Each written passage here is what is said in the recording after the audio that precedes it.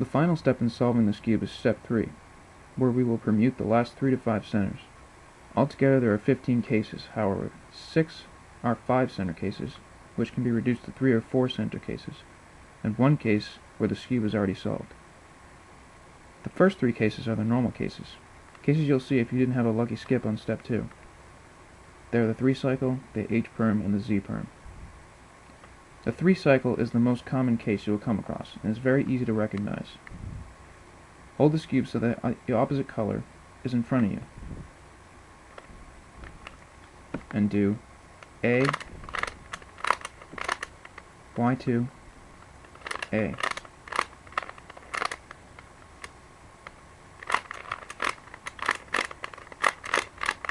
You could also achieve the same effect by doing A prime, Y2, A prime. The Z permutation will also come up pretty commonly.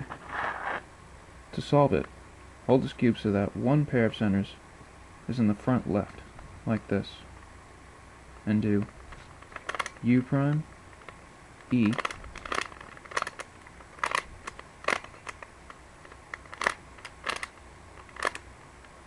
and then U.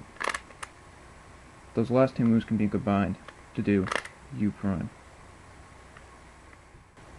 The last normal case is the H permutation, where 2 pairs of opposite centers need to be switched. To solve it, hold the Skewb so that any one of the opposite centers is in front of you, and do B,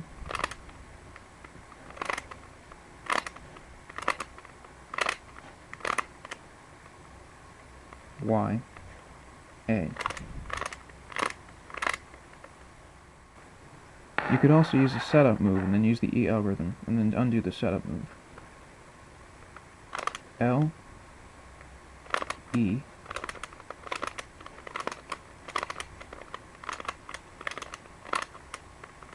and then another L prime. The next 11 cases take care of the uncommon case of when you skip the corner orientation in step 2, and the yellow center is not in place. 5 of these cases take care of 3 or 4 center cases, while the other 6 can be reduced to a 3-4 center case. The first is the clockwise 3-cycle. All we need to do to solve this is turn it into a regular 3-cycle and undo the setup move. To do this, turn the Skewb like this and do R prime, and then do the 3-cycle, and then R to undo the setup move. The next case is the counterclockwise 3-cycle, which is handled in a similar way. Turn the Skewb like this and do L, then do 3-cycle, and then undo setup move. This next case is probably the easiest of the 4 center cases. I call it the right Z permutation, where these 2 have to be switched and these 2 have to be switched. Hold the Skewb like this and just do E.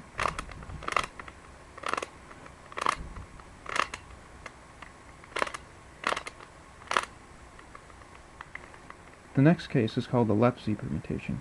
It's simply the mirror of the right Z permutation.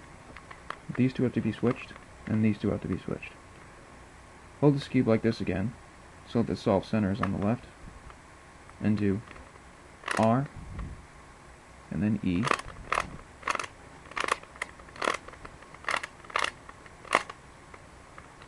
and then R prime to undo setup move. The first 2 R's can be combined into an R prime. The last of the 4 center cases is called the center Z permutation. Hold the Skewb like this again, and do R prime, E,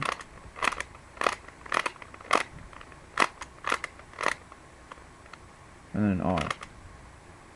The R prime and R in the beginning cancel each other out, and it makes only 8 moves. An alternative to the center Z permutation is to hold the solved center in front of you and do A, Y prime, and then B.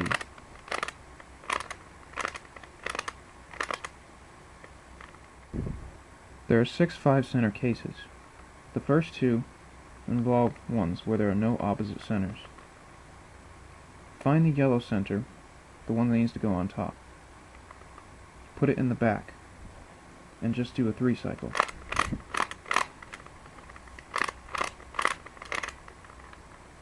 You'll see it has been reduced to a Z permutation.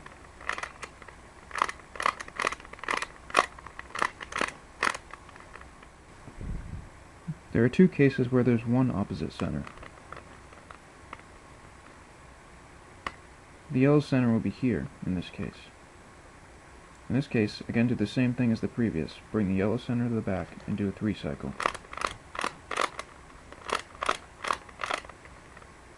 It will have been reduced to a 3 cycle.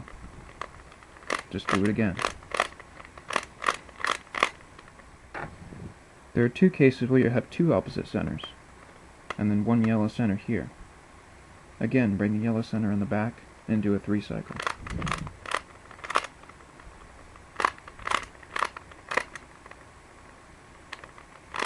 And then another 3 cycles.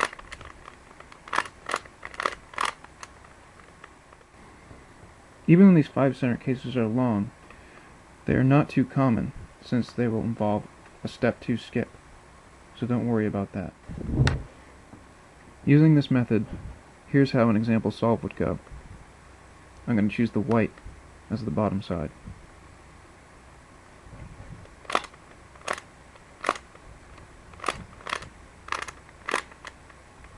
We have the bottom face.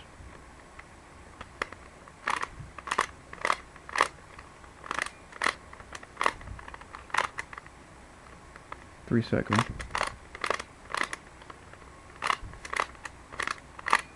And that's it. Okay guys, that's the end of my tutorial. As you can see, my method is on average about 24 moves, usually ending with a 3 cycle at the end. So, yeah, thank you for watching. If you have any questions or comments, leave them in the comments section. And this is my first tutorial, so go easy on me. And yeah, thanks. See you later.